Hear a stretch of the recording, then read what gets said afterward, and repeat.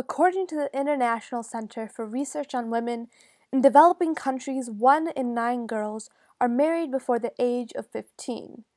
We are students from Lamont High School, and we want to emphasize the importance of reintroducing the Bill of International Protecting Girls by Preventing Child Marriage Act into Congress.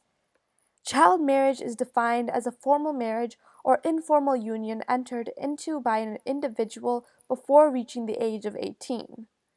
Child marriage occurs when a girl is not given the choice to marry who she wishes. This is a global issue that affects Africa, Asia, South and Central America, and even the US. Our goal is to persuade and urge the global leaders to highlight the issue of child marriage and begin to solve and eradicate this harmful practice. This practice does not involve cultural relativism because it promotes harm, and anything that promotes harm should not be protected but instead changed. Cultural relativism is the principle of regarding the beliefs, values, and practices of a culture from the viewpoint of that culture itself. There are 4 main issues connected with child marriage, and those issues are health, poverty, domestic violence, and education. In health, girls younger than 15 are 5 times more likely to die in childbirth than those in their 20s. 2 million women suffer from obstetric fistula, and over 6,000 adolescents are affected by HIV daily. Child marriage affects a girl's health not only physically but as well as socially and mentally. Child marriage also affects those in poverty. Girls living in poor households are 2 times more likely to marry before age of 18.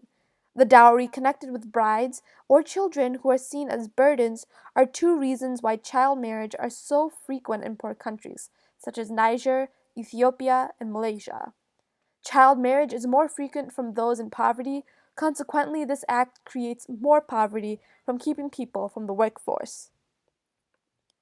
Child marriage is also in education. When a girl is forced to become a child bride, they are often also forced to drop out of school.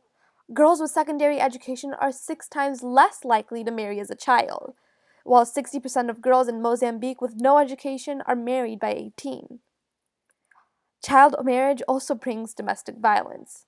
Child marriage is linked to domestic violence, which seriously endangers the physical and mental health of women and puts the lives of women and girls at risk.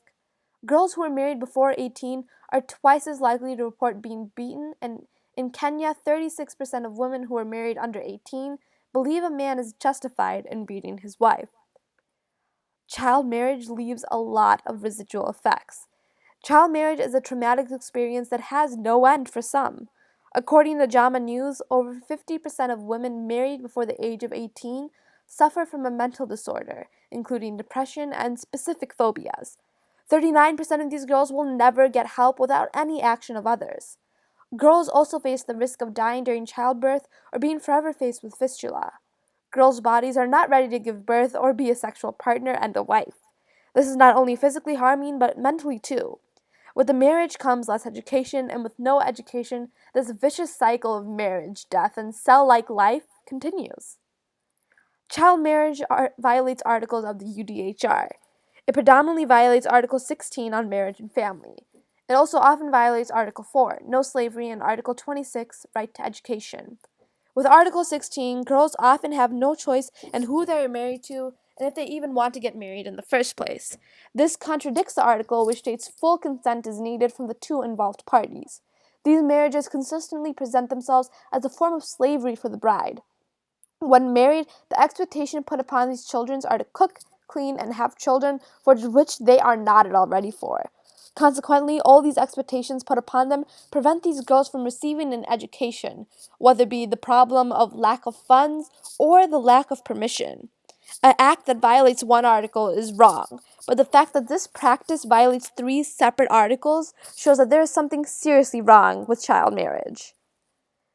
We need a plan of action. According to By the Numbers of Child Marriage, there are 2 prominent ways in which the nation can help eradicate child marriage.